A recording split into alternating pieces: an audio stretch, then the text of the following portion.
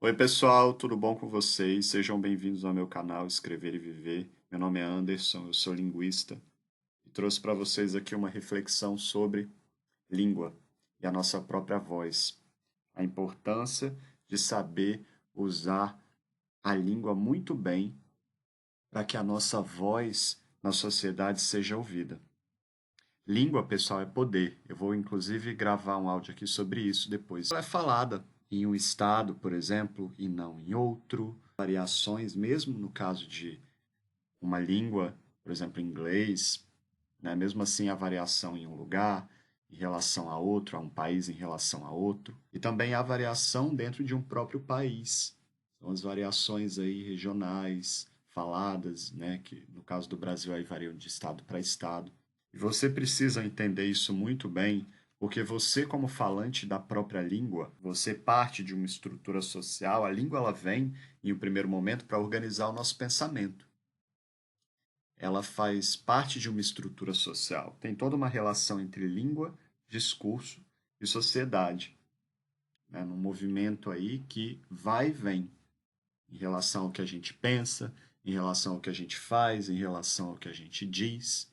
E se você não toma consciência disso como falante, como sujeito, você é engolido no inconsciente, o que fica no seu inconsciente aí relacionado à língua social. É preciso que você ouça a sua própria voz e que você assuma a sua própria voz, nível linguístico na sociedade. E aí a gente pode pensar desde a questão de sotaque, e até além em relação, por exemplo, a conteúdo. Quando você é estigmatizado porque você tem determinado sotaque, quando o seu sotaque não está ali numa categoria, né, ou ele está numa categoria ali de piada, as pessoas riem de você por isso. Às vezes você é do interior, você vai para a cidade grande, por exemplo, as pessoas ficam rindo do jeito que você fala porta, ou então você é do Nordeste, que é extremamente. O falar é extremamente condenado no Brasil.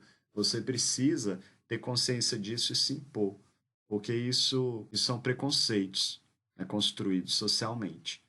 E a gente precisa desfazer isso, mas para isso a gente precisa se impor e não deixar ser levado na artimanha do outro, que inconscientemente às vezes a pessoa nem sabe disso, faz isso num movimento social, né, que está todo ligado a poder. A própria questão do inglês, quando a gente fala uma outra língua, quando a gente tenta falar uma outra língua, que não é uma coisa fácil, e ir para outra língua, que já é uma atitude muito bacana, né, te coloca como alguém que está tentando ir além, há toda uma crítica do outro. E isso também tem a ver com poder, principalmente aí de países latinos, que são países considerados, diante do inglês, nações inferiores, mesmo as desenvolvidas como a Espanha. Então, o falante latino, que faz determinadas construções, que tem determinados, né, vícios aí em relação à linguagem de uma outra língua estrangeira, ele é bastante estigmatizado. Mas o próprio falante, ele tem a conflitos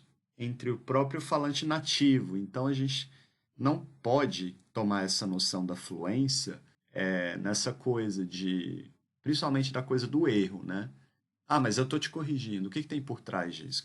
Nada é neutro, gente. É tudo ideológico. O que que a pessoa está querendo com isso? Não, a pessoa só quer ajudar a falar melhor. Tudo é ideológico. Você tem que tomar muito cuidado com o que as pessoas apontam e com a maneira que você se posiciona, porque senão, como eu falei mais uma vez, você é engolido por todos. E isso vai muito além aqui do que eu estou dizendo. A própria questão de fluência, ela é questionada pelos linguistas, né? O que que significa ser fluente? Quando você não nasceu ali naquela cultura, quando você não é oriundo dali.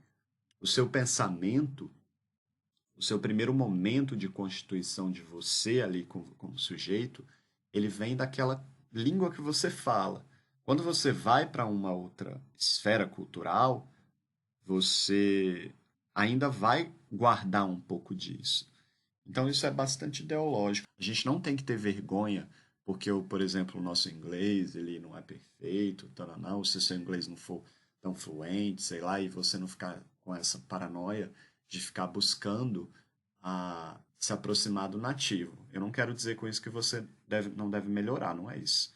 Mas essa paranoia e essa síndrome do vira-lata linguística, ela tem que ser superada, não só em relação a uma língua estrangeira, mas em relação ao próprio português do Brasil. E até em relação à dita linguagem formal. Eu falo isso como revisor de texto.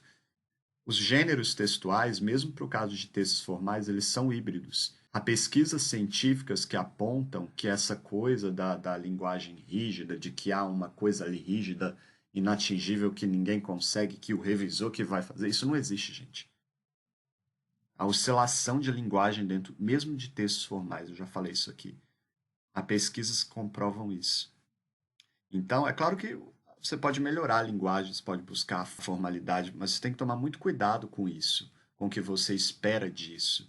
E com a própria questão da subjetividade dentro da língua, que é uma questão inerente ao sujeito e a qualquer gênero, e desconstruir essa coisa de objetividade. E saber que a língua ela tem um aspecto chamado criatividade linguística, que se refere a N possibilidades de escolhas, de uso, e é isso que torna a gente humano. É preciso saber usar a língua e você precisa se empoderar disso para você bater de frente com as outras pessoas.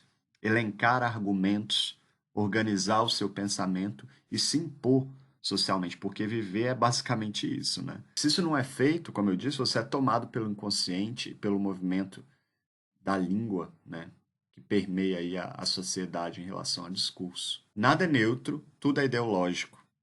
Então a gente tem que estudar, por exemplo, a gente tem que tomar consciência da nossa língua, a gente tem que estudar a nossa literatura e, se a gente, ir até além para outras línguas e para outras literaturas. Pensar também em outra cultura e olhar além de nós mesmos para que a gente não seja refém da nossa própria língua, da nossa própria cultura e de nós mesmos. Um abraço a todos. Tchau, tchau.